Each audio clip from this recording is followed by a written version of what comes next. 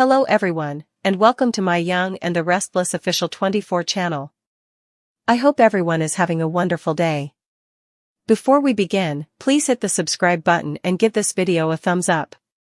The shocking revelation that is about to ripple through Genoa City will leave fans on the edge of their seats, because the upcoming storyline blends betrayal, heartbreak, family ties, and long-buried secrets into one explosive package, and the fallout will touch nearly every corner of the Young and the Restless canvas. The drama begins when Mariah Copeland, long haunted by a fateful night that she wished she could erase, finds herself facing the nightmare she thought she had buried forever: an arrest, with flashing red and blue lights outside the Abbott estate, sirens piercing the quiet night, and her wrists in cold steel handcuffs as shocked family and friends look on. At first, it seems as though this is simply about Mariah's prior confessions and her own self-doubt about whether she had truly attacked or killed someone years ago when she was spiraling out of control. However, the police reveal that they have uncovered DNA evidence, fingerprints, and surveillance footage that all connect back to a victim whose identity had been concealed from everyone, until now. The bombshell hits when the detectives announce that the man Mariah allegedly attacked, and who had been presumed dead after disappearing without a trace, was none other than Tessa Porter's estranged father. The name sends a chill down Tessa's spine, and the camera zooms in on her shocked face as the realization crashes over her like a tidal wave. This is not just another crime to cover up, not just another scandal. This is personal, and it is devastating. Tessa, who has fought so hard to move forward in her life, to leave behind the baggage of her dysfunctional family and abusive past, suddenly realizes that the love of her life, her wife Mariah, may be tied directly to the darkest chapter of her own family history. The emotional storm between the two women begins immediately, with Tessa demanding answers that Mariah cannot provide because her memory of that fateful night is fractured, unreliable, and drenched in self-loathing. The tension escalates as Sharon Rosales rushes to her daughter's defense, insisting that Mariah is innocent, while Christine Blair is called in to handle the delicate legal situation since this case touches so many prominent families in Genoa City. Yet, the true agony lies in the silence that hangs between Mariah and Tessa when the reality sets in that if the evidence is accurate, then Mariah could have killed Tessa's father, making Tessa both her greatest love and the daughter of her victim. The ripple effects are immediate. Noah Newman expresses his disbelief, Faith struggles to understand how her sister could be involved in such a crime, and Devin Hamilton warns that this scandal could spiral into something that destroys not only Mariah and Tessa's marriage but also their careers and reputations. Victor Newman, always watching from the shadows, considers how this revelation could be leveraged to shift alliances in his ongoing battles, while Nikki Newman whispers warnings about how secrets like these always have a way of destroying entire families. Jack Abbott becomes concerned as well, knowing how quickly Genoa City can turn on its own, and he offers support but also issues a quiet warning about honesty and damage control. The police investigation continues with the shocking detail that Tessa's father had been involved in shady dealings, including debts, violence, and estrangement from his own daughter. This complicates matters because it means he had plenty of enemies, and Mariah may not be guilty at all. Yet, the chilling part is the possibility that Mariah, in a drunken rage or moment of trauma, truly was the last one to see him alive. As Christine digs deeper, she uncovers that the man's disappearance was covered up intentionally, perhaps by an accomplice or even a member of Genoa City's own elite. Could Victor have known more than he let on? Could Jill Abbott have intersected with this mystery through one of her many business deals? Could Phyllis Summers, always eager to stir trouble, hold information she hasn't yet shared? The suspense builds as viewers are dragged into the labyrinth of lies, cover-ups, and heartbreak. For Mariah, the story becomes about fighting not only for her freedom but also for Tessa's forgiveness, as Tessa is forced to choose between standing by the woman she loves and confronting the possibility that Mariah is tied to her father's death.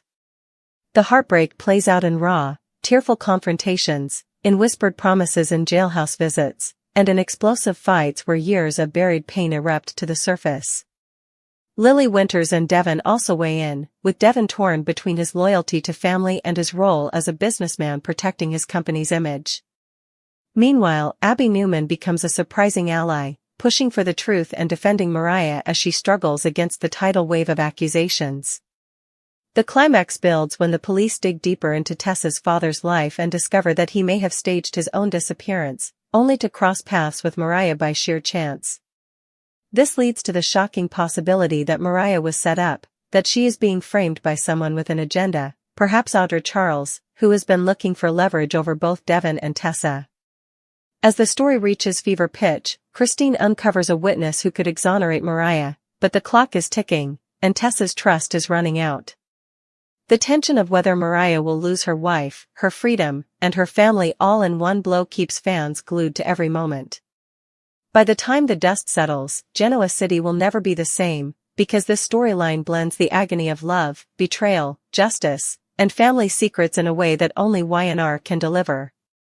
In the end, the question remains, will Mariah walk free and repair her marriage, or will the discovery that her victim was Tessa's father become the unmovable wedge that destroys the one true love she thought she could always count on? The fallout from Mariah's arrest only grows heavier as the hours tick by, and Genoa City becomes a city consumed by whispers, speculation, and scandal. What was once a private torment locked inside Mariah's mind has now exploded into a public nightmare, and the ripple effects are devastating not only for her but for everyone around her. Tessa, still trembling from the shock of learning her wife may be responsible for her estranged father's death, struggles to process the conflicting emotions tearing her apart. On one hand, she remembers the cruel abandonment and toxic abuse her father inflicted on her and her sister Crystal. She had long ago accepted that he was a ghost in her life, better left forgotten. On the other hand, hearing that Mariah might have been the reason for his ultimate disappearance reopens every scar she ever buried. The guilt eats at her as she sits alone in the apartment she once shared with Mariah, staring at the remnants of their love, photos, wedding bands, sheet music scribbled with lyrics about their forever bond. Can a forever bond survive a revelation like this? Meanwhile, Sharon Rosales wages war for her daughter, storming into the police station and demanding Christine Blair give Mariah fair treatment. Sharon knows her daughter's history, the insecurities, the mistakes, the complicated past, but she refuses to believe that Mariah could murder someone, even someone as flawed as Tessa's father. Sharon begs Ray's former colleagues to see the truth, reminding them that Mariah has worked too hard to rebuild her life. But Christine, now torn between her old friendship with Sharon and her professional responsibility as DA, knows the case cannot be swept aside. Evidence is evidence, and the fingerprints, surveillance, and circumstantial trail all seem damning. The deeper Christine digs, however, the more inconsistencies she uncovers. Why would Mariah's prints appear in two places at once? Why was the surveillance footage incomplete, with sections mysteriously missing? It becomes clear that someone may have doctored the trail to point squarely at Mariah, but who stands to gain from framing her? Victor Newman watches quietly from his Newman Towers office, hand steepled, his mind already weaving possibilities. He knows the power of information and the danger of secrets. Damien Porter, Tessa's father, was no innocent man. Victor had crossed paths with him years ago, when Damien attempted to insert himself into a shady side deal involving Newman contracts overseas. Damien had burned bridges, owed debts, and made enemies everywhere he went. Could one of those enemies now be using Mariah as a pawn in a larger scheme? Or could this be the work of someone closer to home, someone like Audra Charles, who has been sniffing around Devon, Tessa, and Mariah, eager for leverage to carve out her own empire? Back at Chancellor Winters, Devon faces a PR crisis. His loyalty to Mariah, who has been both surrogate and family, clashes with his duty as co-CEO to protect the company. Reporters are already circling, headlines screaming Chancellor Winters tied to murder scandal and surrogate turned suspect, Genoa City's dark secret. Lily Winters pressures Devon to distance the company, even as she admits her heart breaks for Mariah. Jill Abbott weighs in too, insisting the company cannot afford the blowback. But Devon refuses to cut ties so easily, declaring that Mariah is family and deserves their support until the truth is known. The courtroom drama begins to take shape as Christine formally charges Mariah, setting the stage for a trial that threatens to tear Genoa City apart. Sharon rallies family and friends, holding vigils of support outside the courthouse, while Victor, Nikki, Jack, and Phyllis all debate privately how this case could be used to their advantage. Phyllis in particular smells blood in the water. She hints that she knows something about Damien's past dealings, something that could shift the case dramatically. But is she protecting Mariah, or simply waiting for the perfect moment to detonate her bombshell? As Mariah sits behind bars, her world shrinks to a steel cot and the haunting silence of separation from Tessa. The couple's jailhouse meetings are fraught with pain. Tessa visits with tears streaming down her face, demanding that Mariah tell her everything. "Did you do it? Were you the reason he disappeared?" she whispers, her voice cracking. Mariah, overwhelmed, insists she doesn't know, that her memory of that night is fractured, that she remembers only flashes of confrontation, rage, and darkness. She cannot say with certainty what happened, and that uncertainty destroys her as much as it does Tessa. Enter a shocking twist. Crystal Porter, Tessa's long-lost sister, resurfaces in Genoa City after years away. Crystal, who had her own traumatic history with their father, reveals she may have vital information. She admits that Damien tracked her down years ago, desperate for money and nursing a vendetta against Tessa for abandoning him. Crystal insists she last saw Damien alive well after the night Mariah allegedly attacked him, which means Mariah could not be guilty. But why didn't Crystal come forward sooner? Because she feared no one would believe her, and because someone threatened her to stay silent. That someone may still be watching. The pieces start to shift again when Daniel Romalotti Jr. and Tessa retrace Mariah's steps, uncovering a hidden journal Damien kept.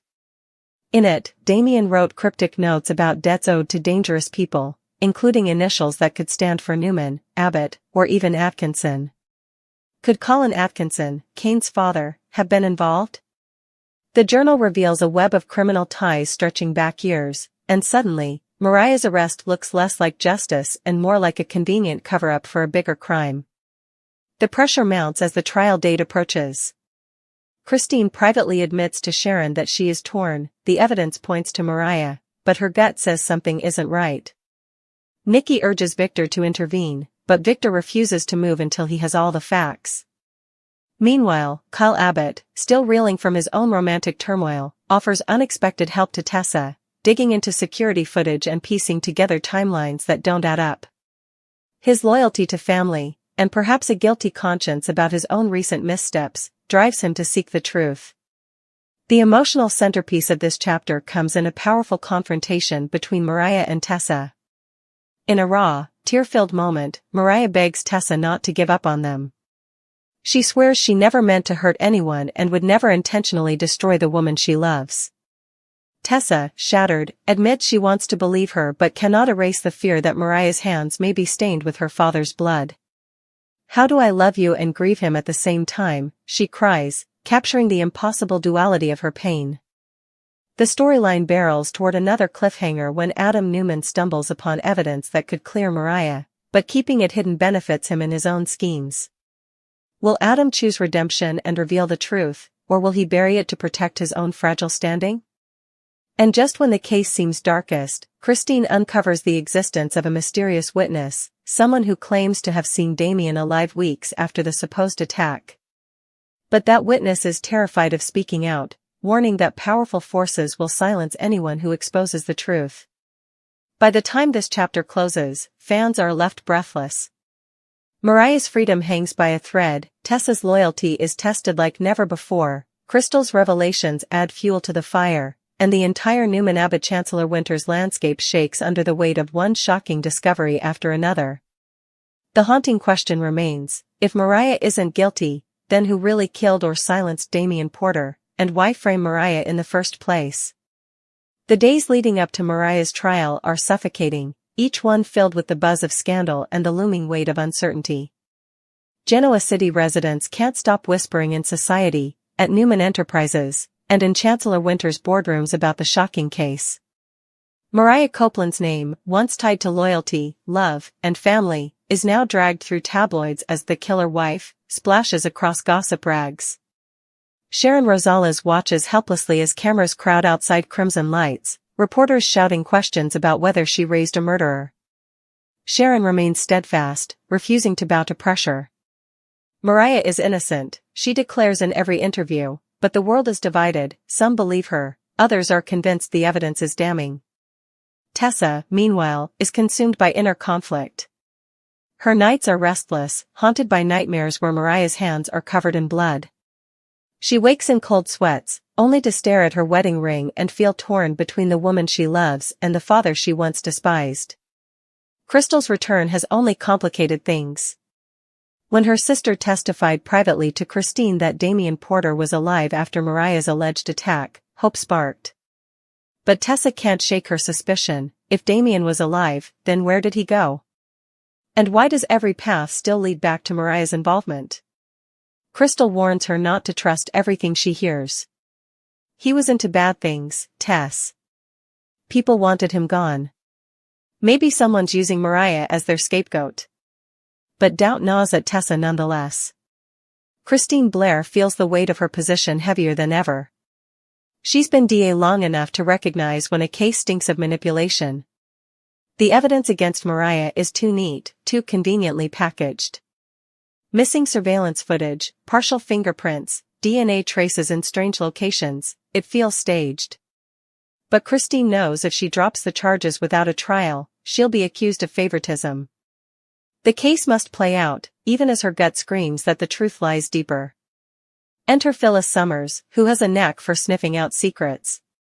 She stumbles across an old business ledger linking Damien to a shell company tied to none other than Colin Atkinson.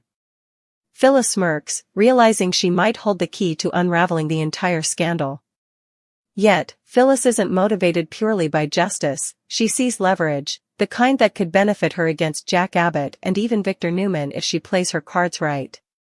She toys with revealing what she knows, but ultimately decides to hold it close, waiting for the perfect moment when all eyes are on her.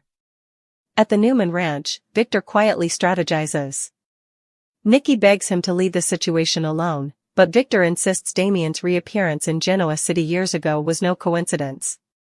That man was trouble, Victor mutters, his mind already connecting dots. He wonders if Damien was silenced by a player in the corporate underworld, perhaps Kane Ashby's side, or even Tucker McCall's. For Victor, it's not about Mariah, it's about identifying which rival dared stir chaos in his city. Still, he keeps one eye on Sharon, knowing that if Mariah falls, Sharon may crumble, and he's never stopped protecting her in his own way. Meanwhile, Col Abbott makes an uncharacteristic choice to help. Guilt-ridden over his own missteps in love and business, he channels his frustration into aiding Tessa.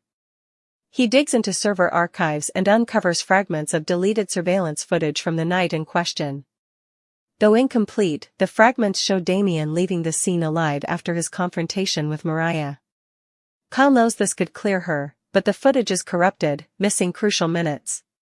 If restored, it could save Mariah. If lost, it could doom her. As whispers spread, Adam Newman seizes the moment to complicate things further. He confronts Sharon, claiming he knows someone is framing Mariah but hinting that exposing the truth could come at a cost. Adam dangles an offer, his silence in exchange for Sharon backing him in a future Newman Enterprises power grab. Sharon is outraged, but Adam shrugs, his trademark smirk intact. The truth has a price, Sharon. You know that better than anyone. His actions force her to confront whether Adam is bluffing or truly holding evidence. The emotional stakes reach new heights when Mariah and Tessa meet again in jail. Tessa, her voice trembling, admits she doesn't know if their marriage can survive this. Every time I look at you, I see him. I see the father I hated, and the wife I love, colliding in ways I can't untangle. Mariah breaks down, sobbing that she would rather rot in prison than lose Tessa's love. The scene is raw, intense, and heartbreaking, leaving fans wondering if Taraya, once YNR's beacon of enduring love, will collapse under the weight of this tragedy. Christine presses forward, setting the trial date, while Jill Abbott and Lily Winters debate what Mariah's arrest means for Chancellor Winters' reputation. Devon defends Mariah passionately, insisting family comes first. Lily argues that emotional ties can't outweigh business. Their clash echoes the broader theme, loyalty versus survival, love versus betrayal. Jill, ever pragmatic, warns them both that the company could implode if they're dragged further into the scandal. As if things couldn't grow more tense, Daniel Romalotti Jr. brings Sharon troubling updates after retracing Mariah's steps. He uncovers witness testimony placing Damien at a bar just hours after his supposed altercation with Mariah. The witness describes Damien meeting with a shadowy figure, someone who sounded suspiciously like Tucker McCall. Is Tucker involved, and if so, why frame Mariah? Christine seizes on this lead, quietly dispatching investigators to question Tucker. Tucker, charming but evasive, denies involvement, yet his smirk suggests otherwise. Devon confronts him, furious, accusing Tucker of using Mariah as a pawn to settle debts or manipulate corporate power. Tucker coolly denies it, but plants doubt in Devon's mind. Are you sure you know everyone in your circle, son? Secrets have a way of hiding in plain sight. The pressure cooker explodes when Sharon receives a late-night call. A distorted voice warns her to stop pushing, to tell Christine to drop the investigation, or Mariah will never walk free. Sharon, terrified but determined, refuses to be intimidated. Instead, she rushes to Nick Newman, confessing the threat. Nick vows to protect his sister, sparking speculation that the Newman family may use their resources to uncover the truth, or bury it, depending on what they find.